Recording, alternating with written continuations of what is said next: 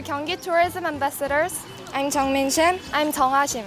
Today we are going to introduce Suwon-Hwasong, one of UNESCO's World Heritage Sites, which is located in Suwon City. Suwon-Hwasong is one of Korea's traditional palaces of Joseon Dynasty, which is surrounded by fortress walls and is so beautiful that I want to invite you all to show off. You can come across many other video clips about the site in YouTube.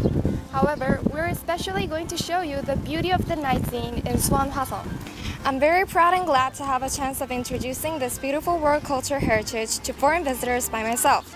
Jung-min, you remember my New Zealand friends Sheridan and Erin? Yes. They're very interested about Korea, and I wanted to show them about Hwasong because it was located in the city where we're living in right now. I think it's a great idea. Let's go! Hwasong is the name of a fortress encircled with walls which Jeongjo, the 22nd king of Joseon Dynasty, built under the spirit of reform and moved his father's grave to express his sorrow for his father's undeserved death. As you know, a fortress is for defense against an attack of an enemy, and of course Hwasong was a military facility too. Also, Hwasong was the first planned city of Joseon Dynasty. Before Hwasong, there were two kinds of walls in Korea. One was for living under security called Upsong Town Fortress, and the other one was for wartime called Hansong Mountain Fortress. People went up to the mountain fortress Hansong, abandoning the town fortress when war broke, and fought the enemies within the mountain fortress.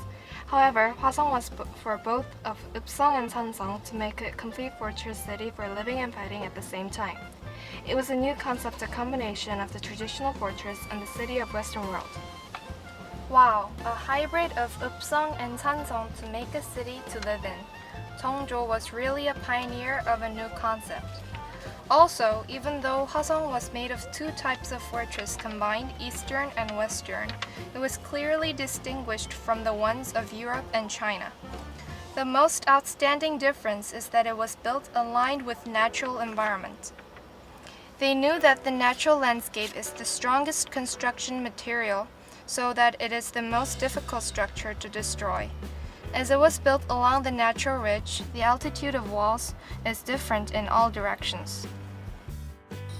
They used the natural shape of hills. Oh, that's why the walls are meandering. Then let's take a walk along the winding walls.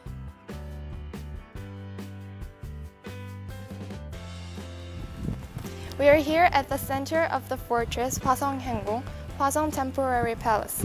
Many foreigners are surprised by the beauty of Gyeongbo Palace after their visit. Seoul is of course the capital of the country, and therefore the kings lived there and did their major jobs. However, Suwon-Hwasong played their role as a temporary working place for the kings and also as a lodging for the bypassers. That is the reason why its name is temporary. Just for the purpose of staying here for a few days, they built a palace of 600 rooms.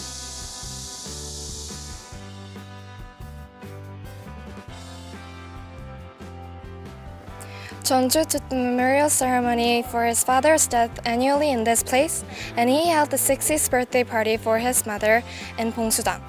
Jeongjo is well known for his filial piety.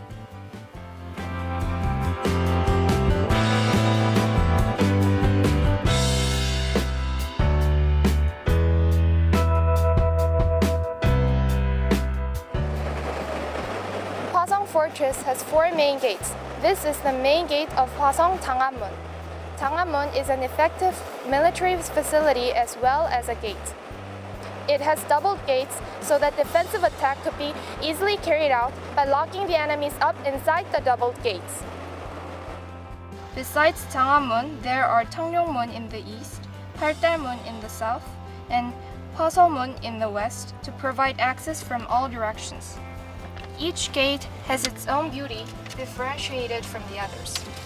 Also, there are 48 different military facilities here in Hwasong, and my favorite one is Dongbuk-Gangro.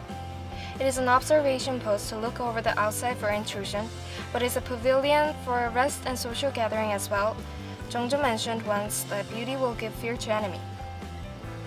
This place is well known for a leisurely walk along the willow trees and finding flowers down the road called Panghwasuryjeong.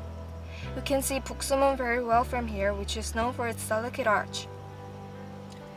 Right, I heard they took a drama movie over here. Let's take a walk and pretend we're movie stars.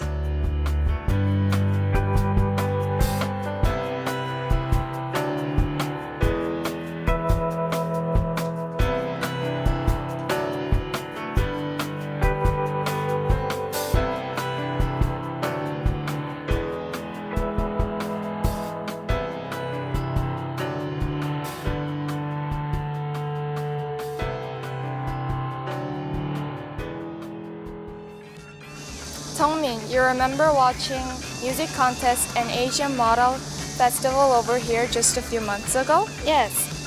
It's been such a romantic evening under the moonlight of Hwasong and Hwasong Hengung, but it's too hot that I want to have a cold sip of water.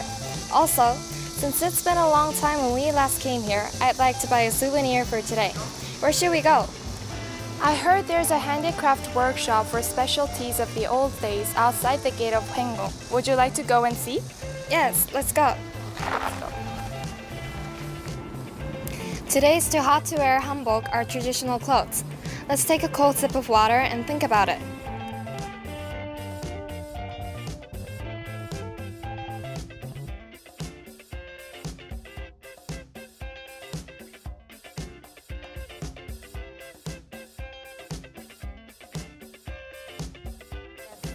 While we're taking this video clip, we thought that Tongjo was not only a person who was filial and loyal to his parents, but a person who could think about his people by his heart. He built the fortress for military purpose and also for its peoples living at the same time. Also, he utilized nature itself to create beauty of the city out of the fortress. I think it deserves to be the World Heritage. Yes, I absolutely agree with you. And I think Tongjo is a great king. I heard Tongjo employed workers by paying them, not forcing them, while he was building Suwon-Hwasong. It was a sensational by the standard of that time. He said people are the basis of the nation, and therefore my only concern is their welfare always. What a cool king, isn't he? Yes, he is. I think it should be shared with current politicians. Thank you for listening to our video clip, and we wish we could see you soon in Suwon-Hwasong. Bye!